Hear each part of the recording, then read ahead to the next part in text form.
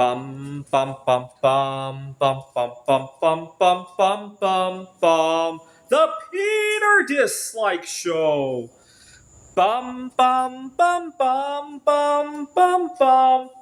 All right, I'm slightly pleased that on my return trip to Phoenix, I might not have to take my shoes off at TSA anymore, but I think TSA really discredited itself by lifting that rule because they didn't lift another rule.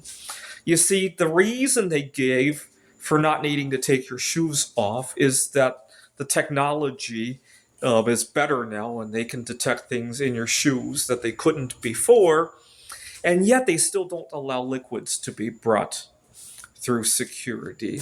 Now, if you think about it, does that make sense? You can scan a liquid that's not attached to a body much more intensively than you can scan somebody's foot, right?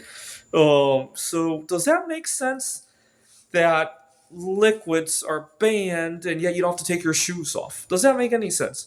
Right? You could do all sorts of intensive tests to the liquid that you can't do to somebody's feet, right? In terms of radiation, in terms of even chemical testing if you wanted to, right?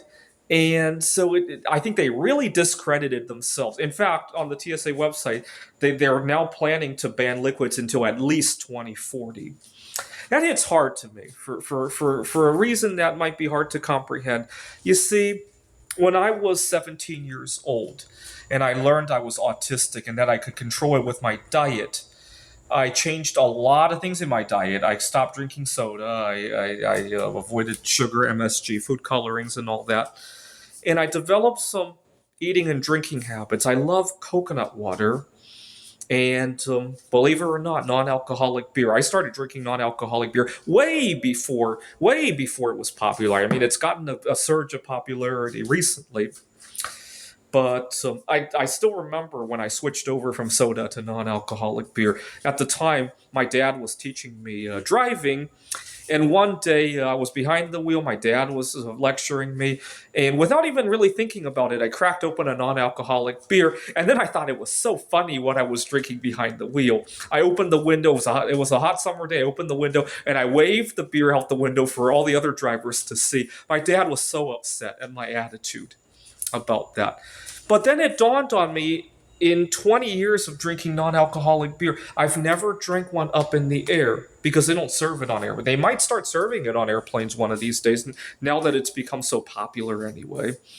But and because I didn't start drinking it until long after 9/11 when they started banning the liquids, and so I've never had one up in the air, and it just bothers me. It just bothered. I never had a coconut water up in the air too. I've had a lot of good stuff up in the air. I love baking chocolate. Oh, obviously there's no restriction on that. I know what it's like to have baking chocolate up in the air. I know what it's like to have my favorite kielbasa sausages. And yeah, but I don't know what it's like to have a non-alcoholic beer up in the air. My favorite brand is the Heineken Zero nowadays. Now, what would happen if they lifted the ban tomorrow? Well, I might bring some up in the air, have a good time, and before I know it, the concept of bringing non-alcoholic beer up there will be a non-issue to me, right? It's one of those things I only want it because I can't have it, right? It's kind of like you ever see a girl that's out of your league and you can't have her, and for some reason suddenly she breaks up with her boyfriend, decides to go out with you. It was no big deal after all, right? I guarantee when the ban on liquids is lifted off the plate, that's how I will behave toward it, because that's how I tend to behave. Now, I think I know why they ban liquids on planes. I'll let you pause the video to think why it is. And I think TSA is kind of in bed with the airports and the airline industry. Two reasons. Number one, the airports want to sell you all sorts of beverages while you're waiting for your flight, right? And number two, beverages tend to be very heavy for their size, right? Imagine trying to carry a 6-pack of beer onto the airplane.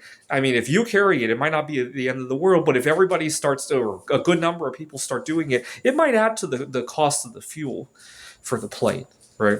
I suspect that's either the airlines or the airport has somewhat greased the palms of the TSA people, right? I wouldn't be surprised if that's the case, right? I mean, think about it. Like I said, you can scan inanimate objects not attached to somebody's body way more intensively than you can scan somebody's feet, right? I think the TSA really discredited themselves by lifting that policy. I really do. They should have kept it in place. At least it would have made sense, right? This is the Peter Dislike Show. Bum bum bum bum bum bum bum bum bum bum bum bum.